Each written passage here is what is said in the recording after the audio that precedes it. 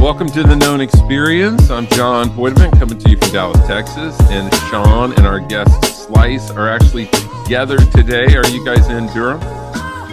Yeah, we are. Yeah, we're actually, Slice graciously invited me into his home. So awesome. Well, before we get into it and hand it over to Sean and Slice, I'm going to spoil the punchline here. Slice's story is one of going from the suburbs to drug dealer to Divinity school. That's the short version.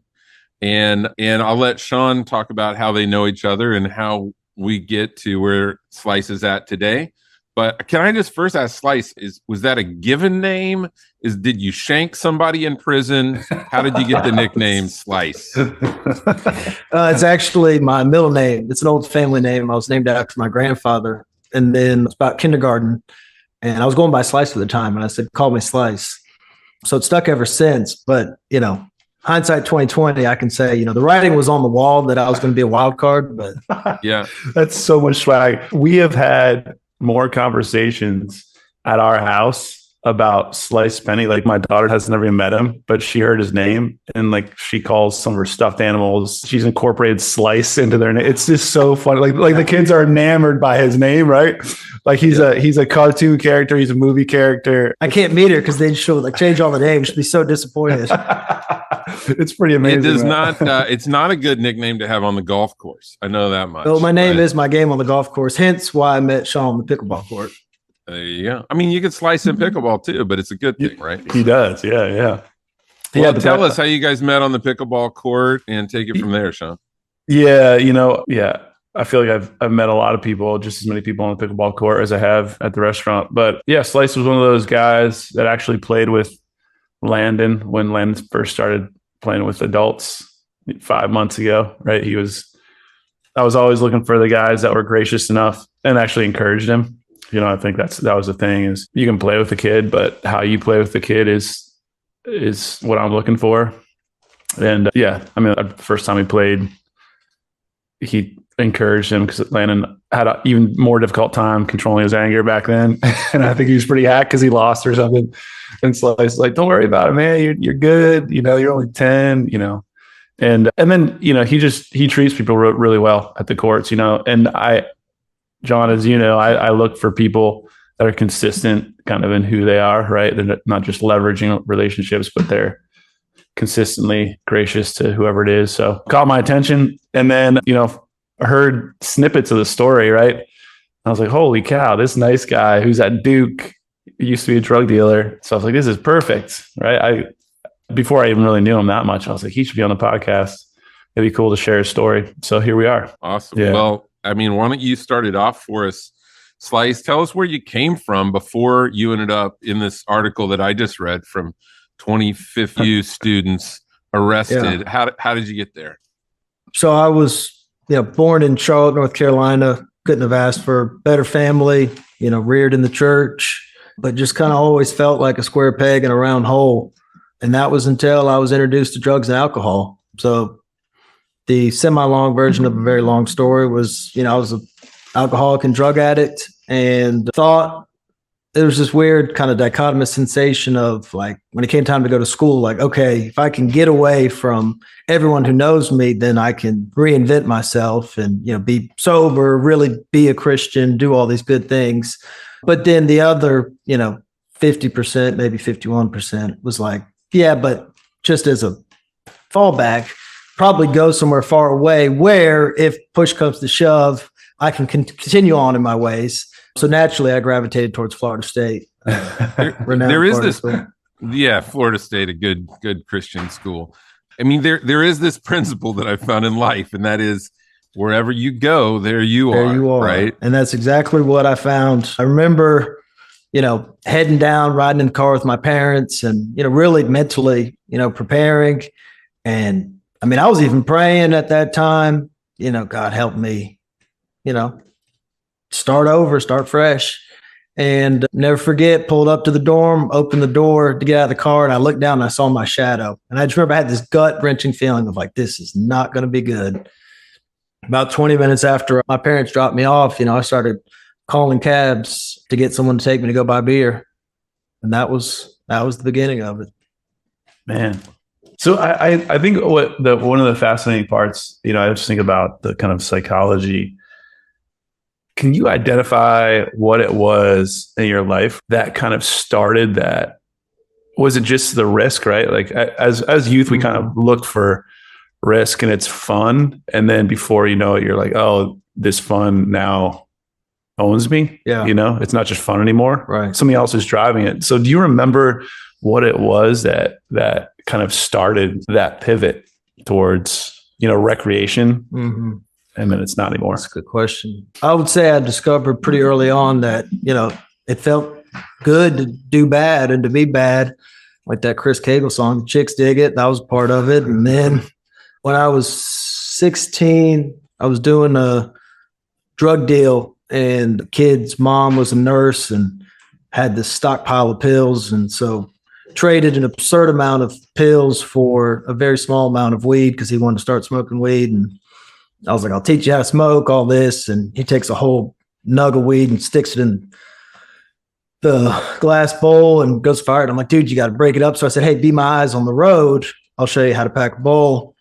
And I remember I look over and I see that he's looking right at me like you are. And I'm like, the road. And I look up and just boom, rear end this Volvo.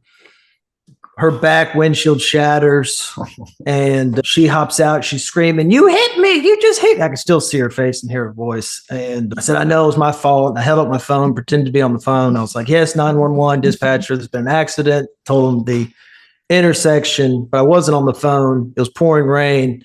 And I had like a reggae mix CD that I burned. And all of a sudden it ended.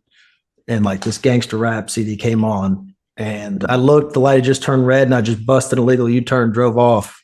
And it was kind of like that moment was like a point of no return almost. And I had made up this whole story about what happened to my car with off-roading and went, made up the spot, said how there was this tree stump that I didn't see. So I'm like, I'm so dead. And then I remember we pull up and just as I described, I'd really never even driven through this place. There's like this freshly cut tree stump. And I remember thinking like, man, I am too good. Like, this is it. And the stakes just kept getting higher and higher from there. I mean, so take us to the day you're 22, you were at FSU. Yeah. I mean, from what I read, I mean, you guys were selling some and they caught you with some, but it's not like you were like, El Chapo kingpins of South Florida. I mean, you had no. But what is that day like? How does that go when you get busted? Yeah, so I was president of IFC, the Interfraternity Council. So at FSU, I think there were, over a couple thousand, fraternity members. You are literally the big man on campus.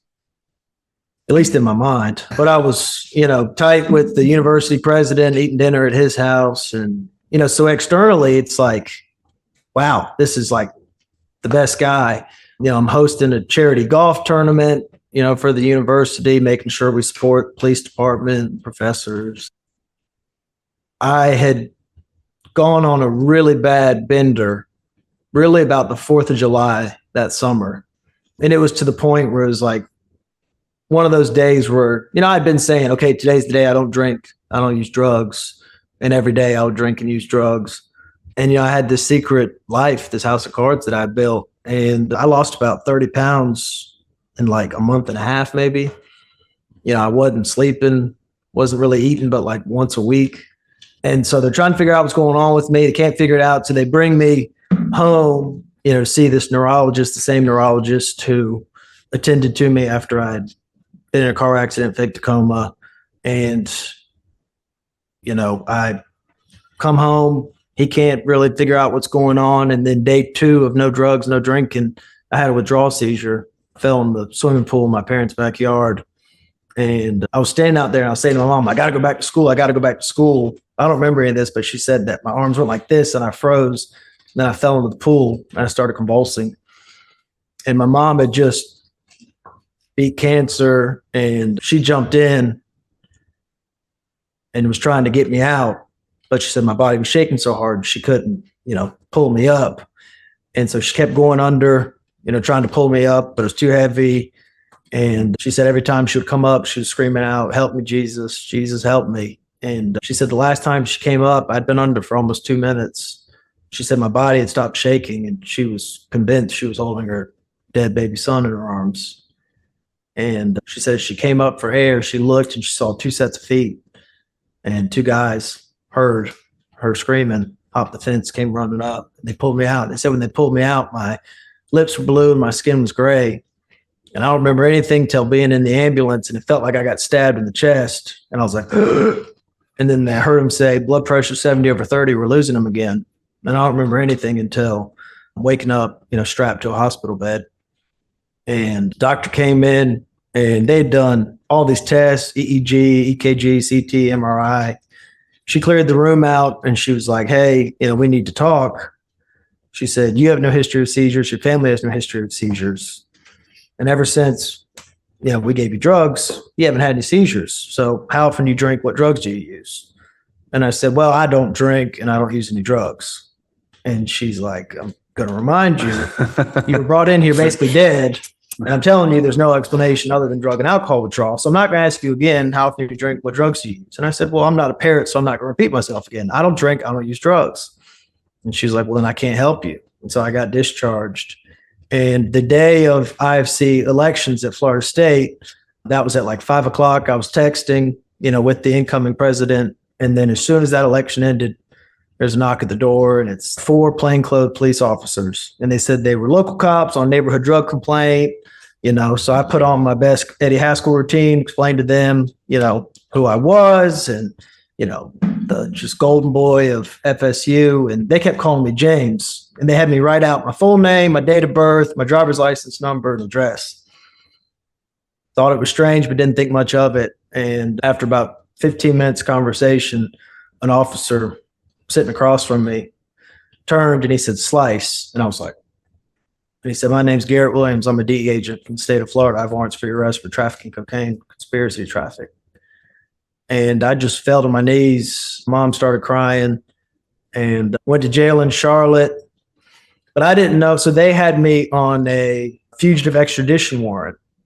So they thought I was on the run. But in actuality, no, I was, basically about to die. So then I got extradited to Florida. So that was a crazy day. You just breezed over something, Sean. Did you catch him just casually say, I faked a coma? Yeah. There's a few things in there I caught. Yeah, but I faked a coma was one of them. Yes. Yeah. I mean, I'd like to hear that. Yeah. So a very long story, try to make it not too long. I was at school one day in high school, and somebody had some pills, asked me if I wanted one. He had 2 in his hand, so I popped them both. And then he's like, whoa, you should not have done that. Didn't even know what it was. It's Klonopin. I had migraines in high school. And so, one of the pills I would take would kind of knock me out. So when I got home from school that day, I just said, I have, migraine, took the pills. So that kind of explained, while I was out of it, basically just went to sleep. Woke up next morning, and it was my next door neighbor who was a lot younger. I was best friends with his older brother. It was his last basketball game of the season. I'd been promising him, all season I would go to one of his games, always, skipped out.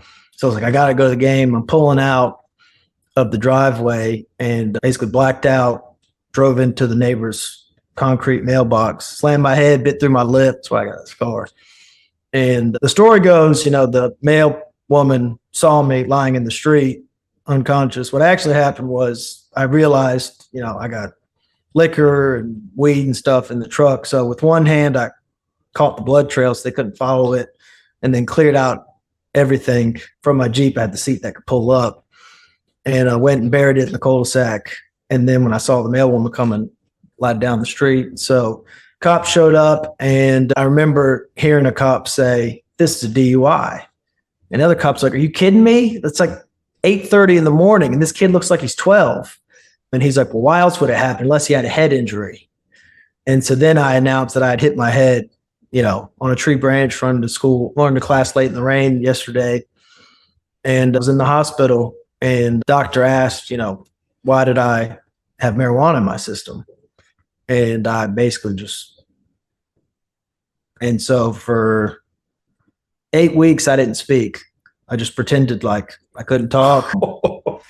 And so they had like ministers coming and laying hands on me. The neurologist for the Carolina Panthers was doing like all these tests on me. They sent me to occupational therapy, and I had to like do this and count to 5 and don't forget the, dinner in the oven and the kids' play set. And I would just have to like intentionally do bad. And then that kind of launched my political career, because shortly thereafter I ran for student government. And instead of giving a speech, they just took a picture of me with sunglasses, like with my head turned. So that sympathy vote took me far. It's like a weekend at Bernie's. Yeah. But he's actually. Yeah. I just listened to this podcast on Munchausen syndrome, and like where people do that repeatedly for the attention, and that's a whole nother conversation. But yeah, that's amazing. Sean, but that was like, I mean, it was like, am I going to, because I was explaining to Sean earlier, one of the many tricky, inexplicable components of addiction is that it doesn't matter what it is in life, that becomes secondary to the addiction.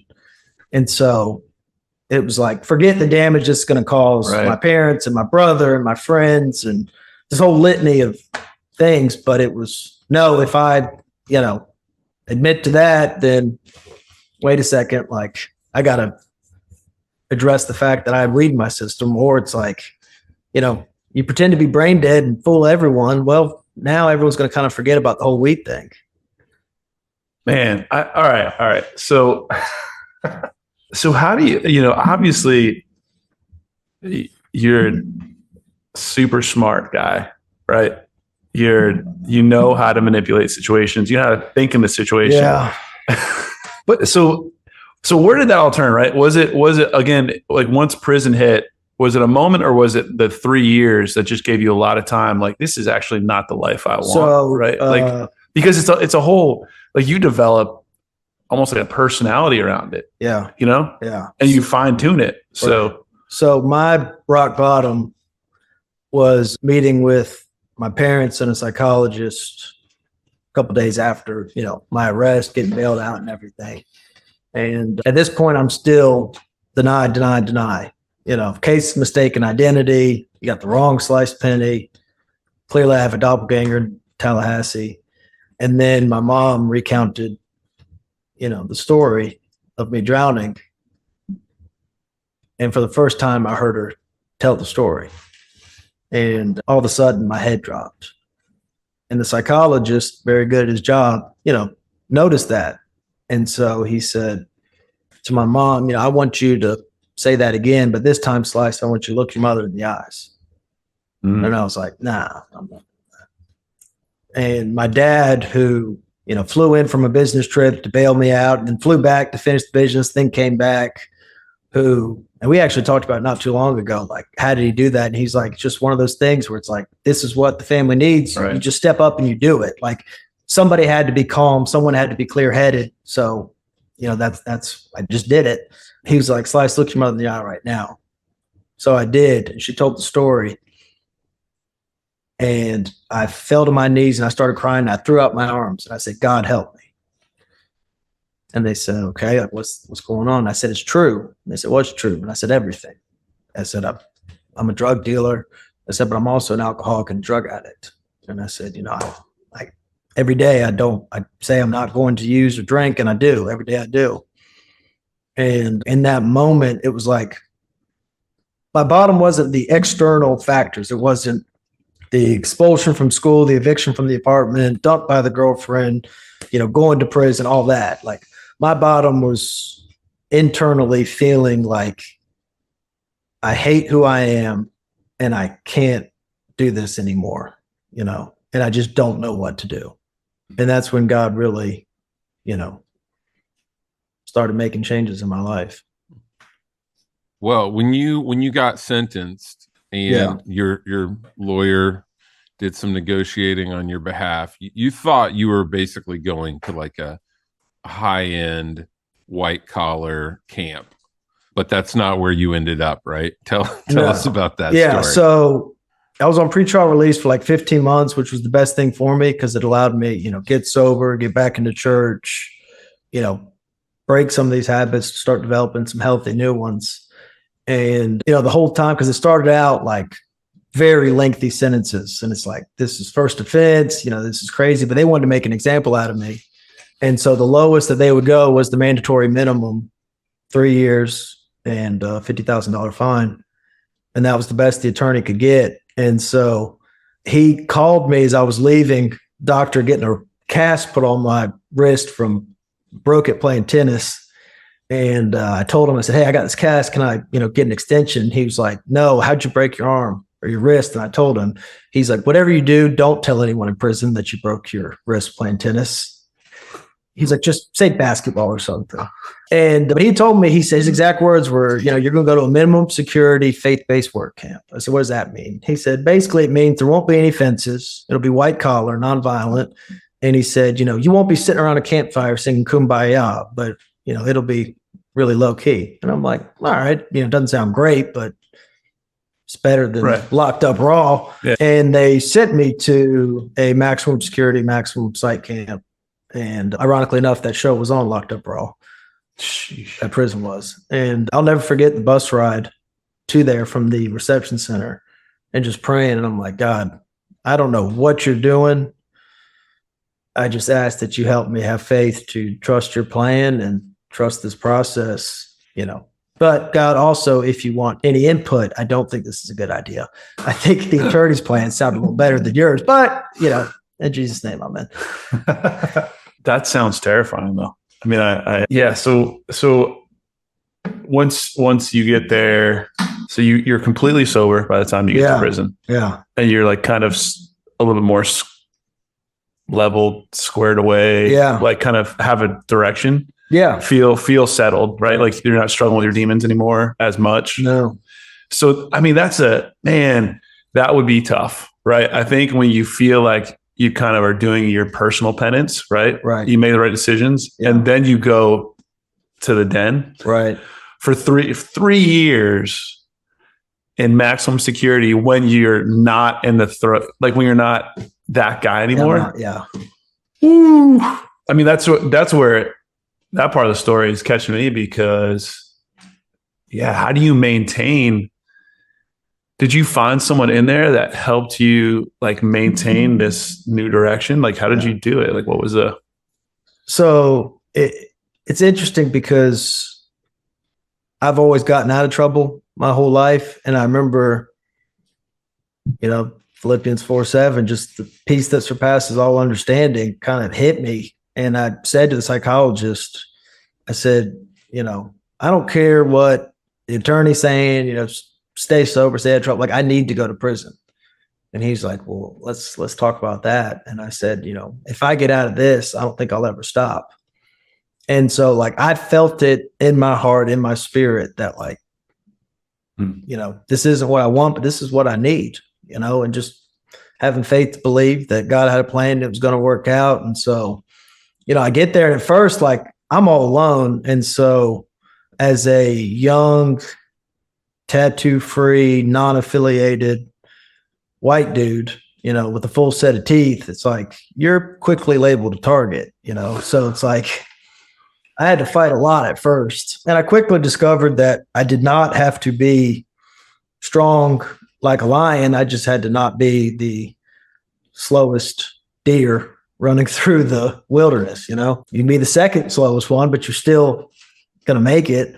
So, you know, kind of doing that, getting acclimated, but, you know, you want to talk about like a re-socialization, like nothing could have prepared me for prison. You're saying being the president of the Greek council, that didn't, that didn't give you any rep points in prison? Well, I mean, I guess the conniving, backstabbing, dishonest, that element, you know, came in head, but I was very blessed. I got put in the dorm, you know, I'm praying, God, you know, what are you doing? And there was this guy, Ricky Goldsmith, and he saw I was reading my Bible. And so he invited me to go to chapel the next morning.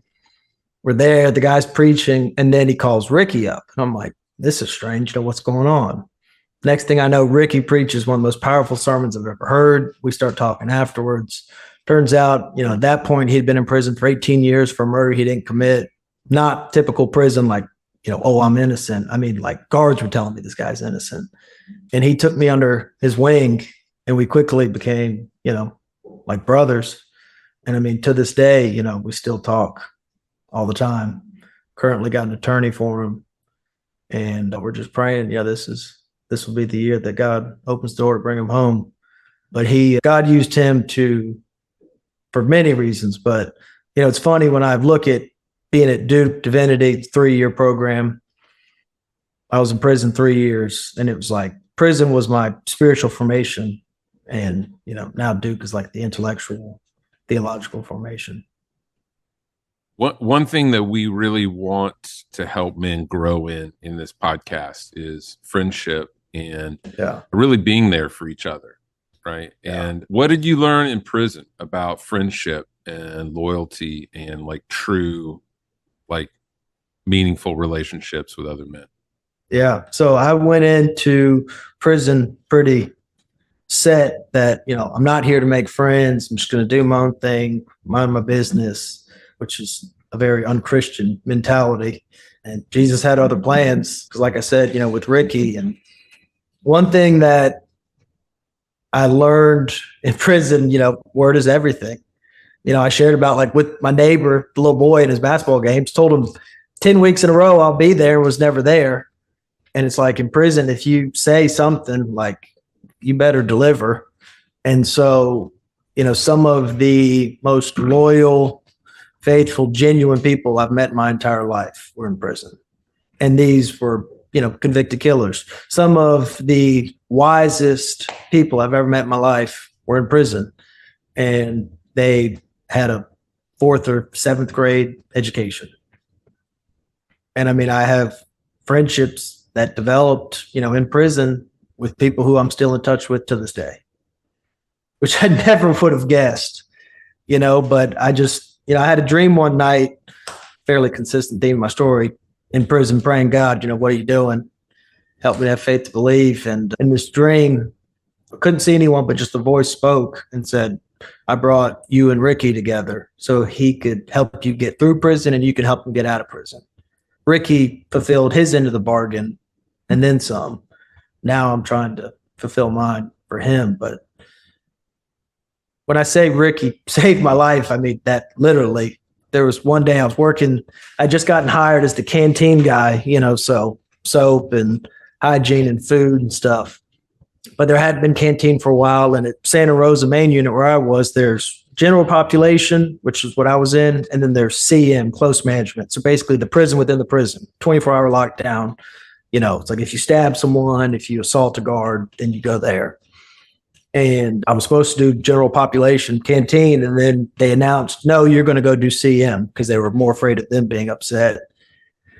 And so, everyone's lined up out in the yard to come to the canteen, like 100 people. And, I go walking in.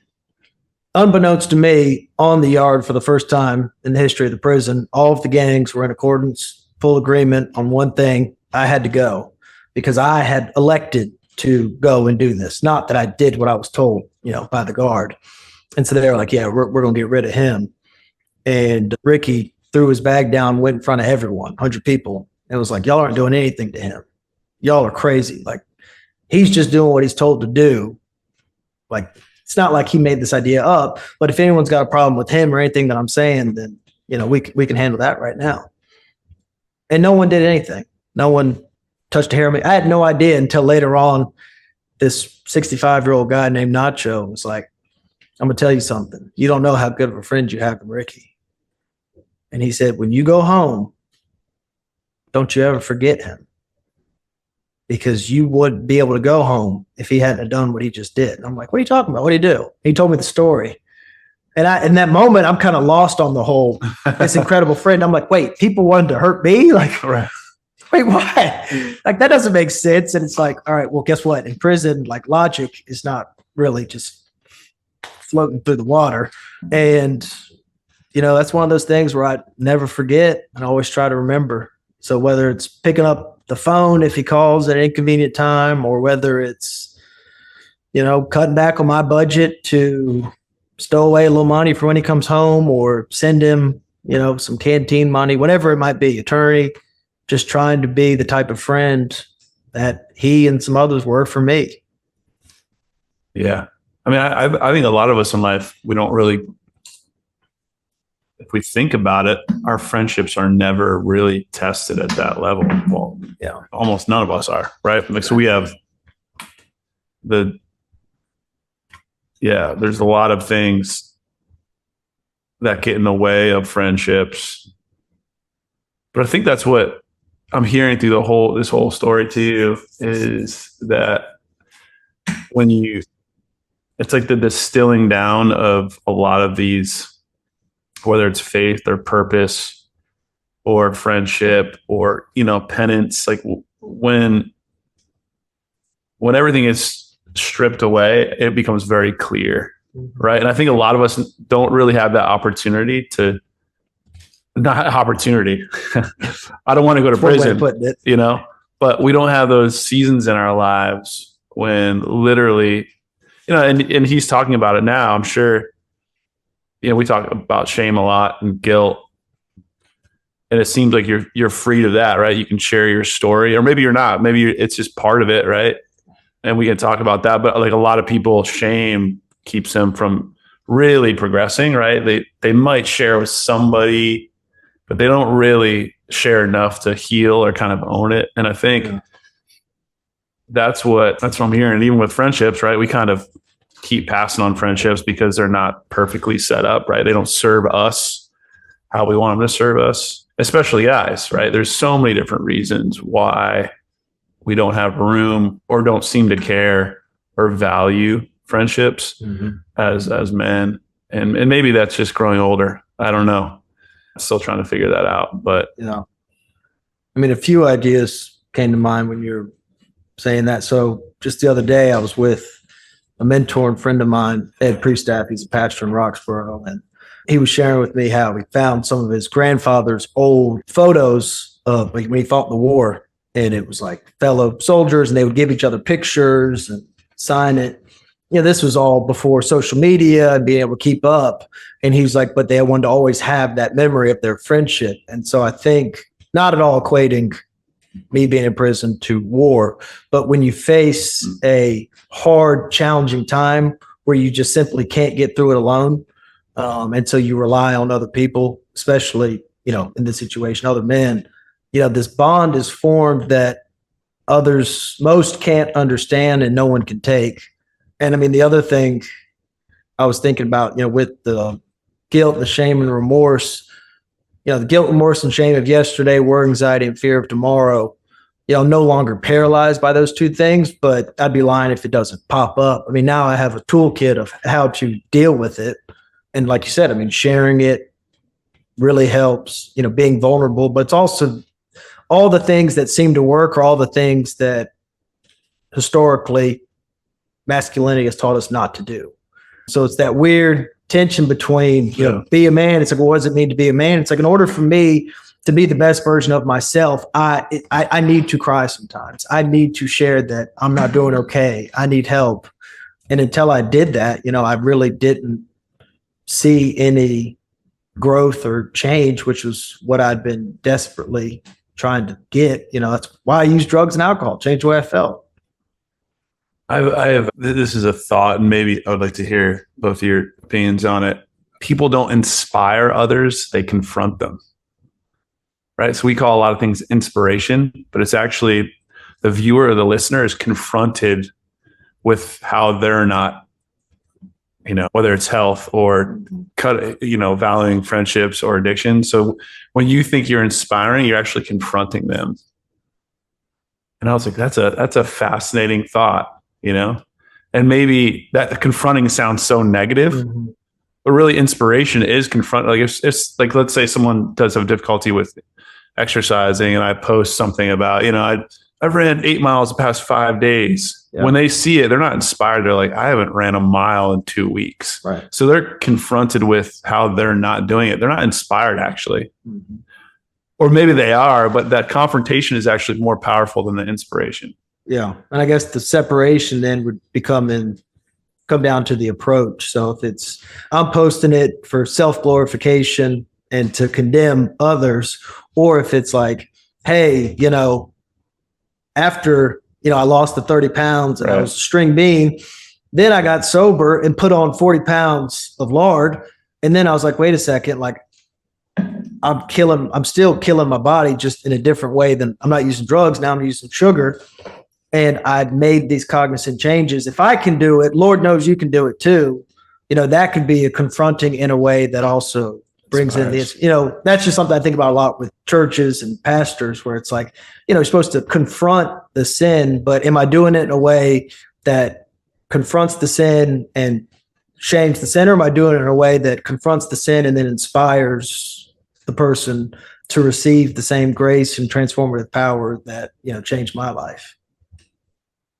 Yeah, the losing 30 pounds was the most attractive part of your story to me. Like, I was actually like, could we somehow turn that into a system? That's the hardest part to believe. Yeah, right. Yeah. No, I want that. I'm like, yeah, maybe I should consider becoming a drug addict, alcoholic. No, the Sean's just shaking his head. Like, John, actually, I did it in active addiction, and then I did it last year in sobriety. Cut out fast food. And it drops. Yeah.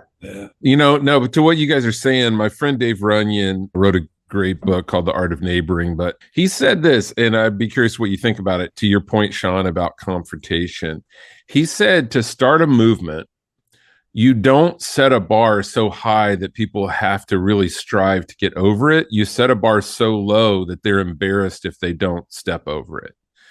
And again, they're confronted by this thing that is like, well, now if I don't do it, it's just clear that it's because I don't want to. It's not because I can't. Like when you set a bar high, people go, I can't run 8 miles this week. But if you said, hey, get off the couch tomorrow and walk around your block, just move. Well, that's a bar that I'm like, I don't really have any excuses for that one. Right. And it is somewhat confrontational. But what do you think? Yeah. No, I do like that. I think I've found, John, I've mentioned that group I'm in on Tuesdays. It's a cohort of some business guys. And I think I've found that I'm guilty of being the guy sometimes that posts because I want you to feel bad, because I have a lot of anger, right? As a middle-aged man, I find I'm actually angry at a lot of people because I'm like, this is what you do with life, right? This is life, and this is how you're going to do it. And it manifests in anger. I actually didn't realize I was like, I had an issue with that, right? And so for me, I had to confront myself in that respect because I liked setting the bar high to separate myself, right? Like, if I'm honest, I probably didn't want the bar to be low that everyone can achieve, right? I'm like, you all can do this, and you should feel bad that you're not striving to do it, right? This is your one life. And I think my wife has helped me in identifying, like, when I do that, right? Like, you're actually being a jerk right now. Right? You're not about people joining in. You're about separating yourself so you feel better.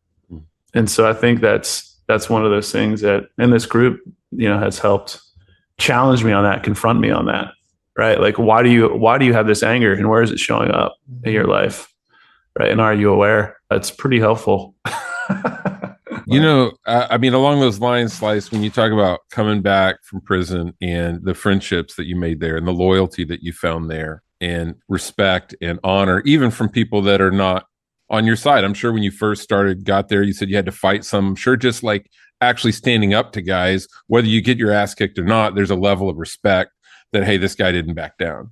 You don't have to win. Just as long as you're willing, stand up for yourself. And it's like, yeah. Well, I've never been to prison. I've been to jail, but hopefully my mom's not listening to this. But prison's a whole different ballgame.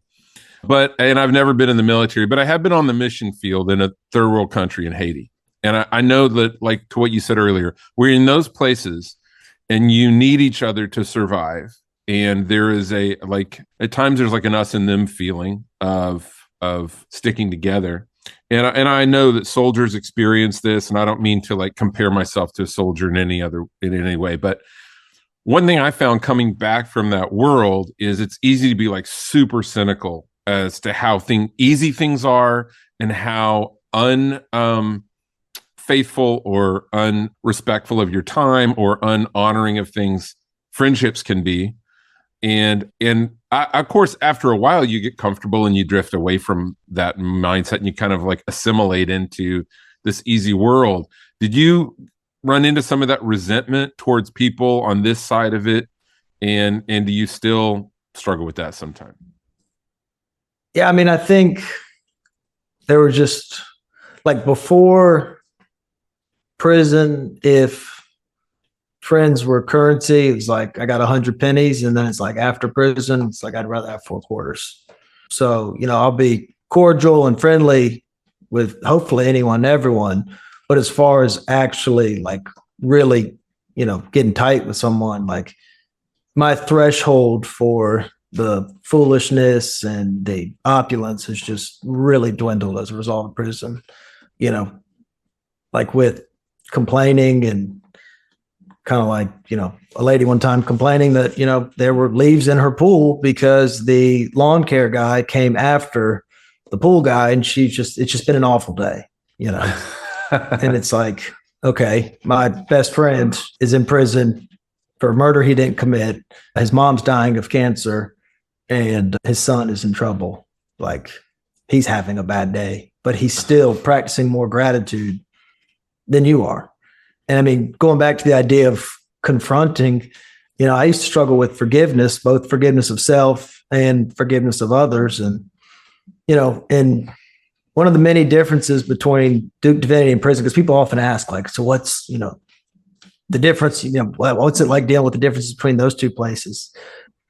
There are a lot of parallels, but, just general intelligence levels, I'd say, kind of one. And so there would just be times where people just do something stupid and it would just really bother me. And so one day I was all wound up about this guy, skipped the line for chow. And Ricky said to me, so you're really going to withhold forgiveness from a guy over some state food? Really? And he said, I thought you wanted to be free. You think Jesus died so you could get upset over some slop on a tray? And he said, if I can forgive the guy who framed me, what's your excuse? And it's like, you want to talk about being confronted? Right. I mean, I felt about that big, that quick. And so that's one of the many kind of lessons, from prison, that just all throughout the day, I'll hear things and it, spurs of memory. And so, I mean, I believe that God allowed me, to experience that and to learn from that and grow from that, to, share that with others, to help others, to where it's like, yeah, I mean, the knee-jerk reaction when someone says something like, oh, complaining about, the leaves in the pool, is to be like, what is wrong with you? Don't you know what's happening in the world? And just list off all these things. But it's like, I don't think that's what Jesus wants me to do. I feel like I'm supposed to say, yeah, I'm sure that's hard. My friend Ricky's also having a bad day. Let me tell you about his bad day. So then hopefully that person can get confronted, inspired, and be like, wow, maybe I should be grateful for all these things. Yeah, I would say like serving people in need, people, if you want to call it less fortunate, that can sound a little patronizing at times, but it really does bring you back to a place of first world problems or reality. What would you say? I would say one of the least obeyed commands of Christ is to visit people in prison. I think we can easily like justify, well, they deserve it. Like, why would I, like poor people, that's different, or people that need food, that's different. But we're literally commanded to go visit people in prison. To people listening here, and whether you are a Christ follower or not, what would it mean to prisoners to get a visit, to have somebody come to just show kindness from the outside? Like, what could we do to help people? Yeah, that's good. We had a thing, push, pray until something happens, and it was kind of this Bible study, and they would have what we called outsiders, come in. And of course, there's the fear, the trepidation coming into prison. You feel vulnerable, you feel unprotected. But I'll tell you, the safest person in a prison is someone who comes in from the outside. Because it's like, wait a second, you could be at home with your family, you could be doing any number of things that are pleasurable and enjoyable, but you care enough to give up your freedom to come, sit with me in my lack of freedom. That means something. And there was a guy who came on one of the Saturdays and, starts early on Saturday morning, goes till late afternoon. And he's kind of sitting there with his arms folded, just clear from his body language. And he didn't want to be there. And throughout the day, the folded arms kind of came to his lap, and then he kind of sat up straight. Then he's actually looking at people, and then he just broke down crying. And he's like, I have to share something. He said, I really didn't want to come here. He said, my wife went behind my back to the pastor and said, I've been really angry. I've been miserable. I haven't been myself. And this idiot pastor had the grand idea of, me going to do this. And my wife thought it was a great idea. I thought it was awful. And basically, I got forced to come here. And he's like, you guys have helped me more than I can tell you. And he just broke down crying. And he's like, this has done more for me than it can ever do for you. And it's not limited to prison visitation and ministry, but I think any sort of act of service, oftentimes I start out to do a good deed and to give, and I wind up receiving. My field education placement this summer had the summer literacy camp for children below the reading level for their grade. And the kids, every kid there has a story, whether it was, little girl who her dad and brother were still in Honduras because they got intercepted by ICE, but she and her mom had made it, or little boy whose dad had just been murdered, 3 weeks ago. And so I show up one day, I just got my truck serviced, and about 15 minutes after I leave, I'm on the way, and then the light comes on for my tire pressure. And I'm just so upset. I'm like, of course, after I leave, now it comes on. Like, this is just not right. This is so unfair. Me. And then I get there, and then the kid starts telling me about his dad. And I'm like, okay, God, like I got it. Okay. Like I could have used a little less confronting lesson, but it's like, you want to talk about gratitude. Doing something like that always puts me back where I need to be. So yeah, I think it would mean the world to prisoners, and I think it would mean the world to whoever gets to go and do it. It's not something we have to do, it's something we get to do. And it's a real blessing. So John, I want to kind of get to a little piece of the story that we haven't been able to hear yet as our time is drawn to a close, but I'm sure a few of you have heard of Duke. It's not an easy school to get into. So how does a convicted felon get accepted into Duke? Right? God's grace. I think it also is important to note that I'm in the Divinity school, not like Duke Law School or Duke Med School or Duke Business School. I think with those, that would probably, just go right in the shredder. But it's like with the Divinity school, Duke's big about, we're an intellectual institution, but also like if we're a divinity school, to his point, like this is a lot about, this lines up with what Jesus talked about. And so they gave me, this opportunity, and I've been told that gratitude's an action word. So it's like, I can sit here and say, oh, I'm grateful, to go to Duke. Okay. Well, how much time am I spending in the library? Am I showing up on time to class? Am I taking notes? Am I making the most of it? So that's something, I really try to be cognizant of every day. But going back to the idea of friends, I did not get into Duke on my own. I had Dr. Kevin Taylor at Pfeiffer, where I graduated from. He was the one who was like, hey, where are you thinking about going? Reverend Pam Carter, she was another one who was pushing me towards Duke, because I was like, are you kidding me? Like, there's no way. And Dr. Bowler, the president of Pfeiffer, he drove me up to toward Duke, and he scheduled it and just sent me the date. And it was on my sobriety anniversary, like 5 years. And I got there, and I remember just having, some people call them goosebumps. I call them God bumps. Or I told him, I said, this is where I need to be. I can just feel it. And, to his credit, he's like, well, if it works out, because I think he was still like, kind of like, well, you never know. But it's been a real gift. Met just some incredible people who, not equating Divinity School to prison, but first year, dude, it was rough. I used to cry all the time. I mean, I cry on the way walking to campus, like tears of gratitude. And then I cry on the way home, like tears of being overwhelmed and underqualified and unprepared. But I mean, I still to this day, just during the school year, if you're looking for me, go to the writing and tutoring center. You'll find me. Yeah, it's been great. So what do you want to do next? What's your next dream or vision you have for your life? So I'm in the Thriving Rural Communities Initiative. So essentially Duke Endowment pays for my tuition. In my first 5 years post-grad, I serve rural churches in the Western North Carolina Conference of the United Methodist Church. So, I'll go where the good Lord and the bishop send me, but I'm just excited for whatever's next. I know a lot of people are like, what's the 5-year plan? What's the 10-year plan? It's like, well, after my life up to this point, I've kind of resigned from trying to do that. Prison wasn't part of the 5-year plan. Duke Divinity wasn't part of the 5-year plan. So, I'm just excited for whatever God has in store for me, but just got married.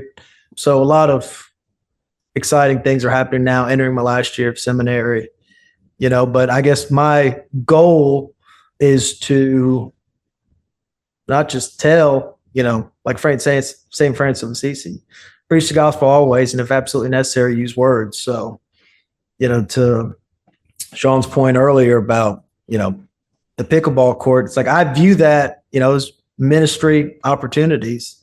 And, John Wesley, the founder of Methodism, said the world's my parish. So I'm really, my calling, I don't feel just limited to the four walls of a church.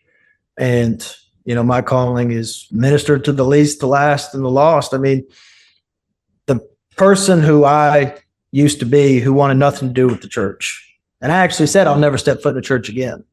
Like that's the type of people I feel called to really dedicate my life to ministering to. So yeah, just a lot of gratitude and excitement. And, of course, thank you for allowing me to be on here. This has been fun. I do have one last question for you. How can we help you help Ricky? So the attorney, the way they work is there's 3 phases, and phase 1, we fully paid for, and then they will complete the work. He said about mid-August, and then they'll announce whether or not they can move on to phase 2. So phase 1 was discovery, going back through all the motions and the trial transcripts, and there's a lot there. So I'm confident we'll go to phase 2. And then phase 2 is, kind of forming, motions and appeals. And then if that goes on, then phase 3 is new trial. So, I mean, it's all coming, privately funded. Ricky, his family's been burned by a few attorneys who just kind of ripped him off over the years, but his main support was his mom, and God rest her soul, she passed away almost 2 years ago now. 2 years actually. And so, yeah, I mean, if anyone was interested in financially supporting, writing letters of support just to Ricky, letting him know, hey, we heard about you, any of that, I can, share my contact information and you can share it with any listener. But yeah, I mean, money, prayers, support, whatever, beggars can't be choosers. Great. Well, we'll do it. We'll share that with everybody. And I would imagine letters would be an incredibly encouraging thing for somebody to receive in prison, especially from people that don't know you and just care. So hearing your name at mail call is a great feeling.